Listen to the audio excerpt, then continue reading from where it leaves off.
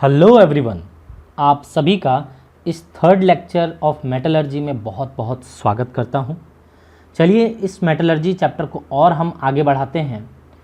जैसा कि last lecture में हमने अब तक जो कवर किया है, पहले लेक्चर में हमने इंट्रोडक्शन देखा था पूरी तरीके से ओर तक, मिनरल मेटलर्जी और ये सब क्या होते हैं इसको डिफाइन किया था।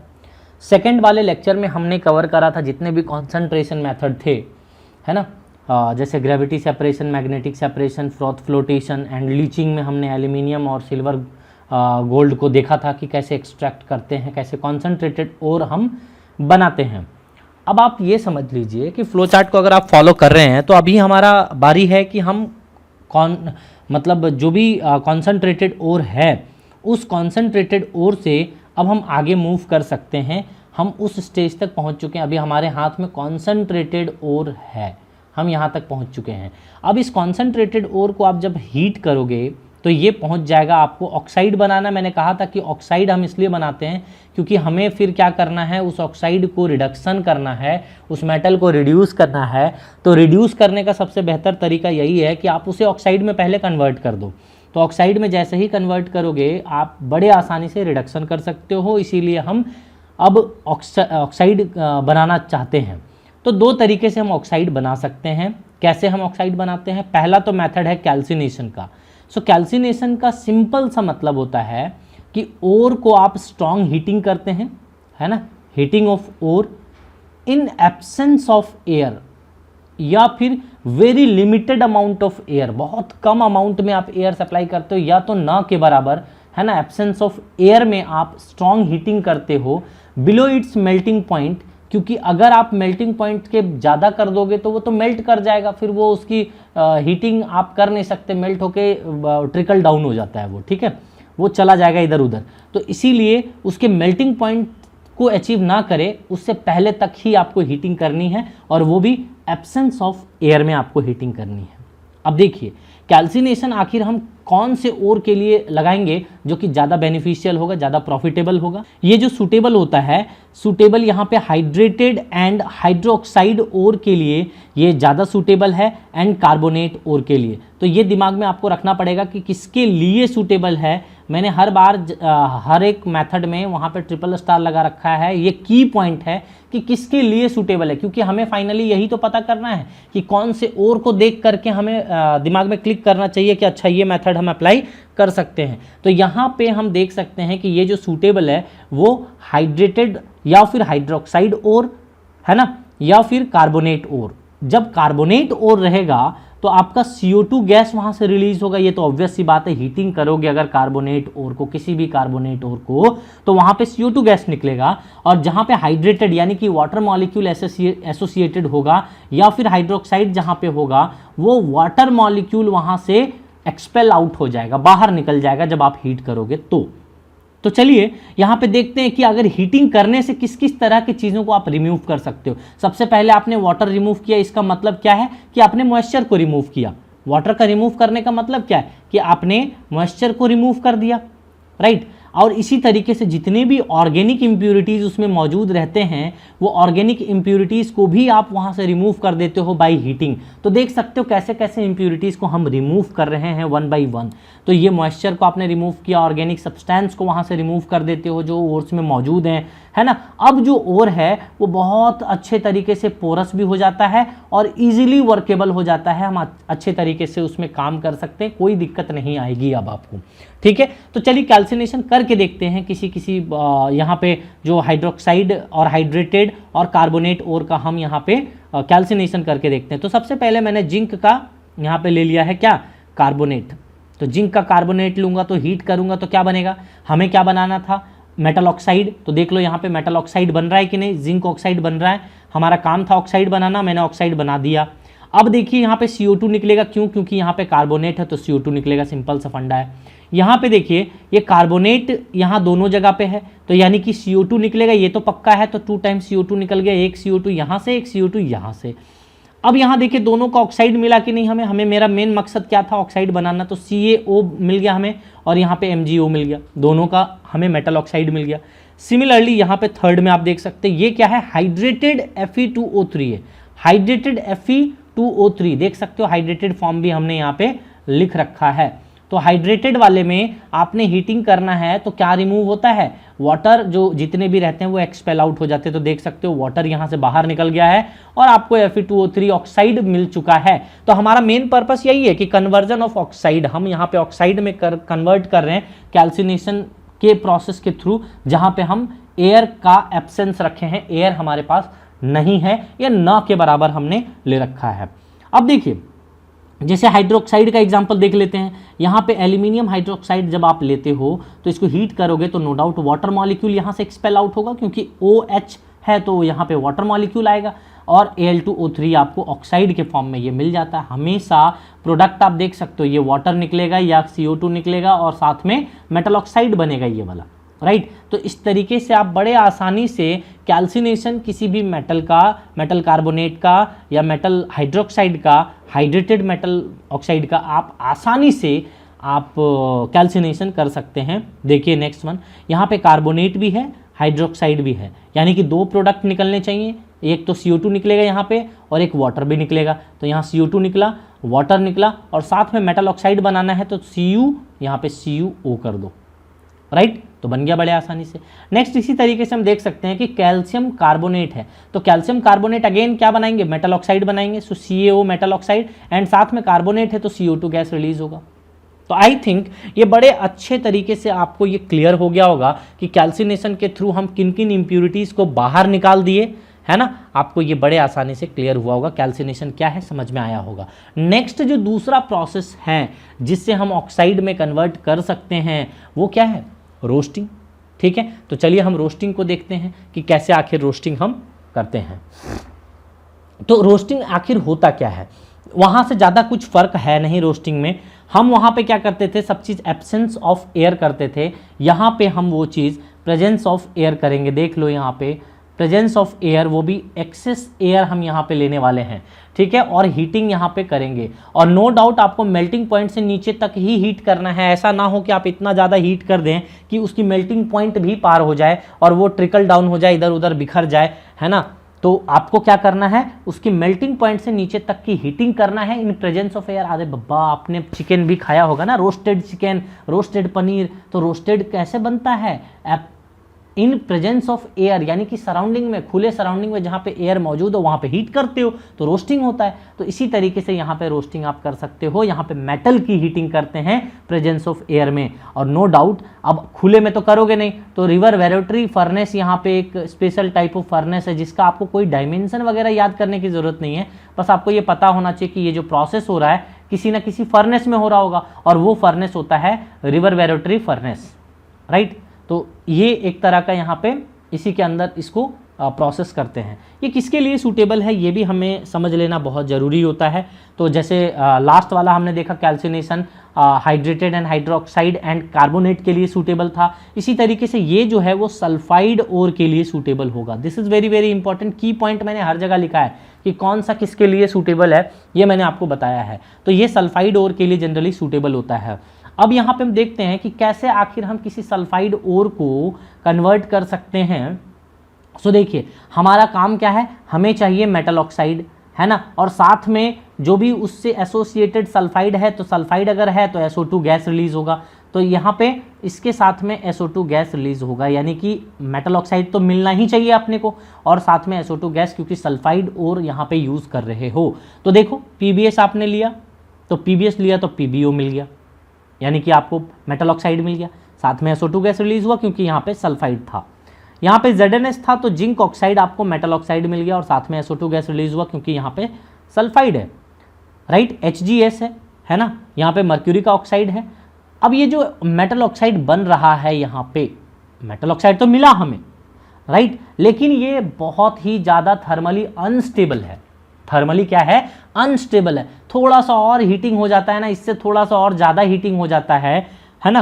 मान लो कि आप अप्रोक्सीमेट 300-400 डिग्री सेल्सियस में अगर आप इसको हीट कर देते हो तो ये बड़े आसानी से इतना अनस्टेबल है कि ये इजीली रिड्यूस हो जाता है, यहाँ पे Hg में पहुँच जाता है, मर्क्यूरी फिर से वो चला जाता है और O2 गैस रिलीज हो जाता है। तो हमें तो मेटल ऑक्साइड और SO2 मिला, बट यहाँ पे चूंकि ये अनस्टेबल कंपाउंड मिला हमें, इसीलिए जब स्ट्रांग हीटिंग थोड़ी सी हुई 400 डिग्री सेल्सियस पे, तो अगेन ये मर्क्यूरी के फॉर्म में कन्वर्ट हो जाता है। सिमिलर सिचुएशन है यहाँ पे सिल्वर के साथ में। सिल्वर का भी हमने यहाँ पे देखा कि सिल्वर का सल्फाइड को हमने क्या करा कि हीटिंग करा। अब हीटिंग करने से हमें ऑक्साइड तो मिला बट अनस्टेबल मिला, और यहाँ पे SO2 गैस चूंकि सल्फाइड है तो SO2 गैस रिलीज हुआ, बट ये अनस्टेबल होने के कारण अगेन इसका रिडक्शन हो जाता है और हाफ O2 गैस रिलीज होकर के सिल्वर हमें मिल जाता है। ठीक है, तो बड़े आसानी से देखा कि किस तरीके से हम रिएक्शन को इजीली कर सकते हैं, यहाँ पे कोई प्रॉब्लम नहीं आता है। अब इसकी एडवांटेजेस थोड़ी सी देख लेते हैं। ये जो SO2 निकल रहा है आप यहाँ पे देख सकते हो, इस SO2 के निकलने से जो भी इम्प्यूरिटीज़ थे, जो एक्स्ट्रा सल्फर था वहाँ पे, सल्फाइड और तो कर रहे हो, बट यहाँ पे हम कहते हैं कि मतलब एडवांटेजेस में कि अगर एक्सेस सल्फर है आपके पास, एक्सेस ऑफ सल्फर है, ठीक है, तो वो रिमूव हो जाएगा, है ना। कैसे रिमूव होता है, तो removed as volatile, removed as volatile oxide. लेकिन इसको बर्बाद नहीं होने देते हैं, H2SO4 को बनाने में हम वर्क में ले लेते हैं इसको, ठीक है, तो ये बर्बाद नहीं होता है। तो एडवांटेज है कि हम यहाँ पे जो भी इम्प्यूरिटीज़ था, मतलब इम्प्यूरिटीज़ तो हम कह सकते हैं कि इसके लिए हमें तो मेटल ऑक्साइड चाहिए था ना, तो बाकी तो SO2 आप निकाल दो, बाकी जो यूज़ करना है SO2 को निकाल के कर लो, लेकिन हम रिमूव कर दिए उससे, क्योंकि हमें तो चाहिए लास्ट में प्योर मेटल, तो हम जितने भी चीज़ उससे एसोसिएटेड हैं उनको निकाल दीजिए। और क्या इसमें फ़ायदा होता है अपने को देखना है यहाँ पे कि बहुत सारे ऐसे भी इम्प्यूरिटीज़ उसमें छुपे हुए होते हैं। तो इम्प्यूरिटीज़ लाइक जैसे मान लीजिए कि फॉस्फोरस की इम्प्यूरिटीज़ हो सकती है, राइट, आर्सेनिक की इम्प्यूरिटीज़ हो सकती है, एंटीमनी की इम्प्यूरिटीज़ हो सकती है। ये सारे के सारे इम्प्यूरिटीज़ जो है ना उसको हम रिमूव कर सकते हैं बेटा। जैसे मान लीजिए कि P4 यहाँ पे, इसको P4 है, इसको जब हीटिंग किए यानी कि ऑक्सीजन के प्रेजेंस में ये क्या दे देगा, P2O3। अगर कम ऑक्सीजन लिए 3 टाइम्स ऑक्सीजन यहाँ पे लिए 3 मोल, तो ये P2O3 में चला जाएगा, 5 मोल लोगे तो P2O5 बन जाएगा। तो यानी कि इम्प्यूरिटीज़ के फॉर्म में फॉस्फोरस अपना P2O3 के फॉर्म में यहाँ पे निकल जाता है। वोलेटाइल इम्प्यूरिटीज़ है ये सब, ये बड़े आसानी से निकल जाते हैं, ठीक है। इसी तरीके से आर्सेनिक भी निकल जाएगा। जब आर्सेनिक का आप यहाँ पे हीटिंग करोगे O2 के प्रेजेंस में, तो सिमिलर टाइप का कंपाउंड बनाएगा। क्या बना देगा बताओ तो, AS2O3 बनाएगा। देख रहे हो, इसी के तर्ज में आपको AS2O3 बनाएगा, सेम सिचुएशन में, क्योंकि सभी सेम ग्रुप से है ना, नाइट्रोजन फैमिली से है, तो इसी टाइप का ऑक्साइड भी बनाएगा। तो यहाँ पे Sb क्या बनाएगा, Sb2O3 बनाएगा। तो सिंपली ये सारे के सारे फॉस्फोरस, आर्सेनिक, Sb, एंटीमनी जो इम्प्यूरिटीज़ हैं, ये सारे के सारे इम्प्यूरिटीज़ को हीटिंग के दौरान हम रिमूव कर सकते हैं बड़े इजी तरीके से, ठीक है। तो देख सकते हो आप SO2 को रिमूव कर चुके हो, यहाँ सल्फर से जो SO2 बन रहा था उसको वोलेटाइल के फॉर्म में रिमूव कर दिए। तो बहुत सारे चीज़ आपने हटा दिए हैं मेटल के साथ में, और मेटल ऑक्साइड जो चाहिए था आपको रोस्टिंग में, वो मेटल ऑक्साइड आपको मिल चुका है। आप देख सकते हैं हर जगह आपने मेटल ऑक्साइड इस तरीके से पा लिया है। क्लियर है। अब यहाँ पे थोड़ा सा ये देखने वाली बात है कि कुछ चीज़ों का यहाँ पे पार्शियल रोस्टिंग होता है। What is partial roasting? जैसे अभी पहला एग्जांपल जो हमने पीबीएस का लिया था वो पार्शियल रोस्टिंग है।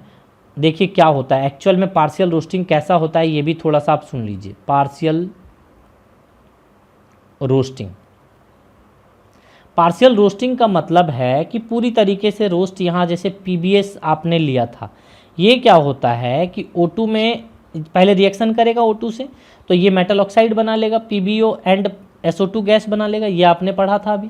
लेकिन यहाँ पे क्या होता है कि आप आगे चल कर एक रिडक्शन मेथड पढ़ेंगे, तो जो मेटल ऑक्साइड जो आया ना यहाँ पे, वही मेटल ऑक्साइड यहाँ पे एक रिड्यूसिंग एजेंट की तरह काम करने लग जाता है, और PbS जो यहाँ पे बचा हुआ PbS था, जो मेटल ऑक्साइड कन्वर्ट हुआ थोड़ी देर में कन्वर्ट होने के बाद ये PbO क्या काम करने लग जाता है कि ये PbO उल्टा इसको रिड्यूस करने लग जाता है। तो ये उल्टा रिड्यूस करके यहाँ पे Pb लेड बना देता है, जो सल्फाइड था Pb ऑलरेडी बन चुका है, और साथ में SO2 गैस रिलीज हो जाता है।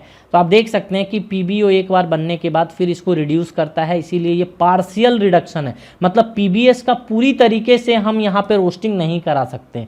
PBS का पूरी तरीके से रोस्टिंग, ये पार्शियल रोस्टिंग है सॉरी, तो यहाँ पे पूरी तरीके से रोस्टिंग इसका नहीं होता है। ये एक बार ऑक्साइड जैसे ही बनता है, ये ऑक्साइड फिर इसको क्या करता है, PB में कन्वर्ट कर देता है, तो हम रोस्टिंग पूरी तरीके से नहीं करा पाते इसका, तो ये पार्शियल रोस्टिंग होता है। इसी तरीके से PBS का अगर आप पार्शियल रोस्टिंग कराए हैं, सिमिलरली आप HGS के लिए करा सकते हो, सिमिलर वे में आप करा सकते हो, है ना, सेम रिएक्शन होगा, कोई फर्क नहीं पड़ेगा। यहाँ पे बना दोगे HGO, साथ में SO2 गैस रिलीज होगा। अब ये जो HGO है वो HGS, बचे हुए HGS, जो कंटेनर में HGS बचा हुआ है, उस HGS को HGO क्या करता है, ये कन्वर्ट कर देगा इसको Hg में, यहाँ की मर्क्यूरी बना देगा, और साथ में SO2 गैस तो रिलीज होगा। ये बैलेंसिंग मैं नहीं कर रहा हूँ, आप बैलेंसिंग कर लेना, राइट।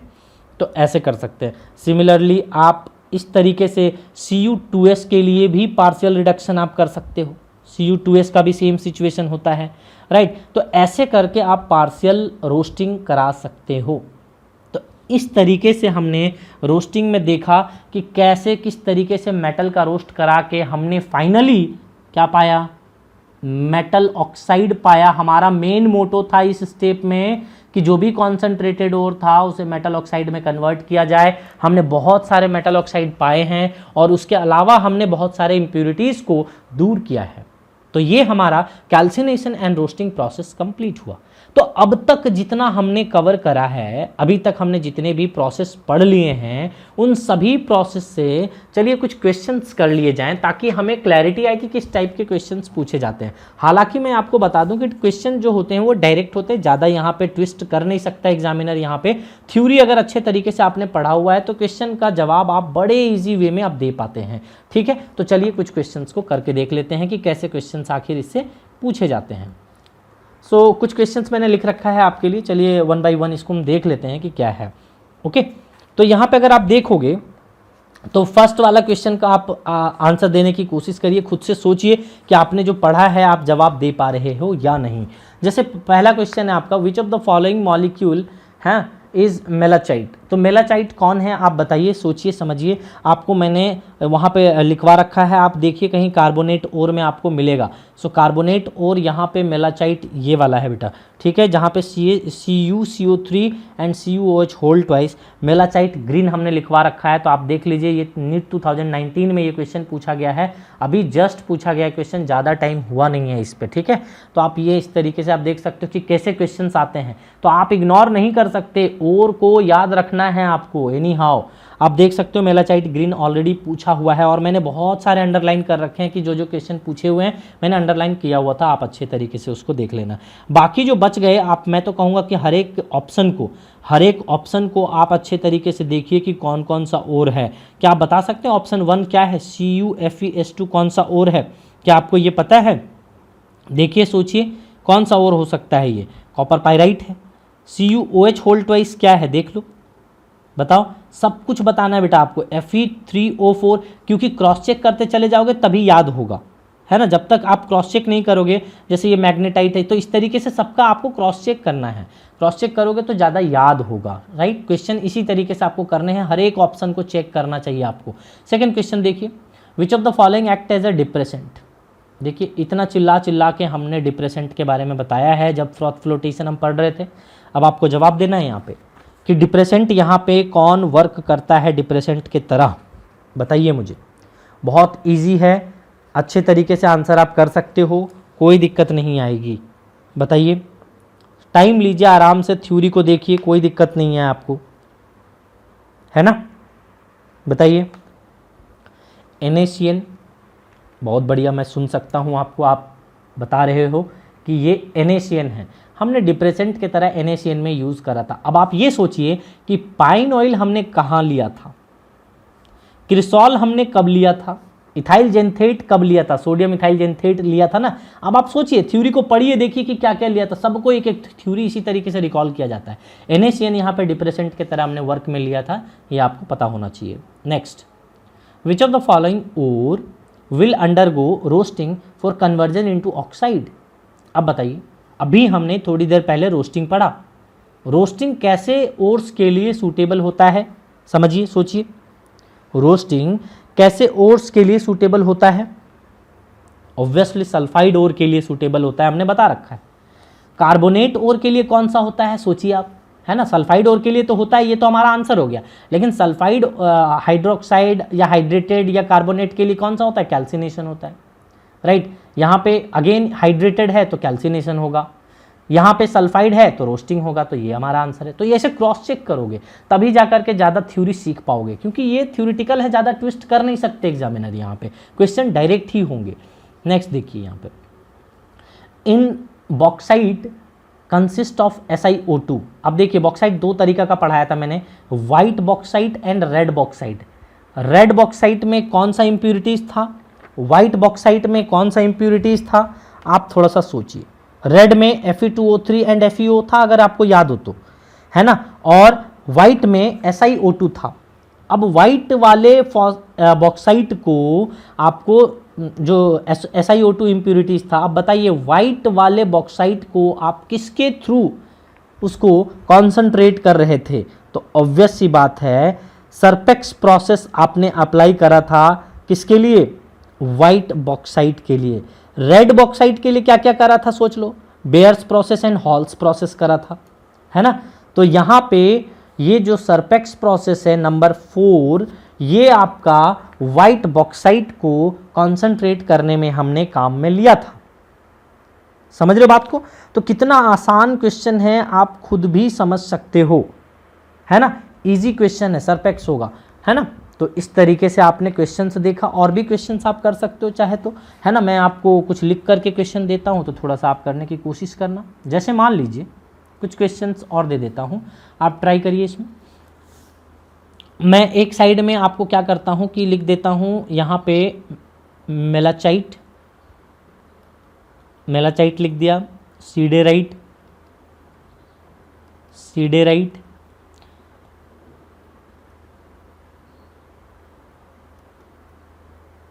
एंड यहाँ पे ये हो गया। तो पहला हो गया आपको ए मेलाचाइट, दूसरा सीडेराइट, सेरेसाइट एंड पायरोलुसाइट। अब यहाँ पे इसके कौन कौन से मेटल हैं, पहले तो मैं यहीं पे दे देता हूँ कि मान लीजिए ये P है, ये Q है, ये R है, ये S है, ठीक है। तो यहाँ पे P में मैंने आपको दे दिया आयरन। कौन से मेटल को कहाँ पे लगाना है सूटेबल होगा आप मुझे बताइएगा अभी, राइट। अभी थोड़ी देर पहले मेलाचाइट का अभी हमने क्वेश्चन भी करा था, अगर आपको याद हो तो आप इसको लगाइए कि कौन सा सही आंसर होना चाहिए आपके हिसाब से। आप सोचिए आसानी से, कोई हड़बड़ी नहीं है, आप आराम से देखिए अपने थ्योरी को, समझिए कि क्या आप आंसर कर पा रहे हो थ्योरी पढ़ने के बाद, इजी तरीके से क्या आप अपना आंसर दे पा रहे हो, है ना। तो देखिए क्या होगा, 1 का तो अभी जस्ट पढ़ाया आपको, 1 का आंसर क्या आना चाहिए? कॉपर, है ना, CuCO3 एंड क्या था? हाइड्रोक्साइड कॉपर का, है ना। तो दोनों मिला के यहाँ पे मेलाचाइट ग्रीन था, ठीक है। ए का क्या हो जाएगा? S हो जाएगा। नेक्स्ट बी का बताओ क्या होगा? बी का सीडेराइट किसका था? आयरन का, ठीक है। सी का क्या था बताओ? सीरेसाइट क्या था? लेड का, पीबी का ये और है। एंड पायरोलुसाइट किसका बेटा? पायरोलुसाइट का क्या होगा? मैंगनीज। यानी कि ए का आपका हो गया S, देन बी का हो गया P, सी का आपका हो गया Q एंड डी का आपका हो गया R। तो ऐसे करके बड़े आसानी से आप बना सकते हो। क्लियर है? तो कुछ क्वेश्चन इस तरीके से थे। अब हम अभी तक जितना भी थ्योरी अभी तक हमने कवर करा है up to calcination and roasting, ये सारे के सारे क्वेश्चंस हमने कवर कर दिए हैं। थ्योरी को अच्छे तरीके से पढ़िए, इसमें ज़्यादा क्वेश्चंस नहीं बनते, लेकिन फिर भी क्वेश्चंस पूछे जाने की संभावनाएं जिस तरीके से होती हैं, मैंने आपको एक एग्जांपल लेने का कोशिश करा है, ठीक है। तो आप इसी तरीके से थ्योरी को पढ़ें और क्वेश्चंस जहाँ से भी है आप NCERT से मैं तो सजेस्ट करूँगा एनसीईआरटी के क्वेश्चन से एक बार ज़रूर कर लेना आप, ठीक है। किसी भी जितने भी इनऑर्गेनिक केमिस्ट्री है ना, इनऑर्गेनिक केमिस्ट्री के लिए बाइबल है मतलब एनसीईआरटी, आप उसको ज़रूर देख लेना, उसके क्वेश्चंस को ज़रूर देख लेना, है ना। बाकी आपके जहाँ पे स्टडी मटेरियल जो भी है आपके पास, आप उससे सॉल्व कर सकते हो क्वेश्चंस को। डायरेक्ट क्वेश्चन होते हैं, सारे के सारे क्वेश्चंस बनेंगे। ओके, सो इस लेक्चर में इतना ही रखते हैं, मिलते हैं अगले लेक्चर में, तब तक के लिए धन्यवाद।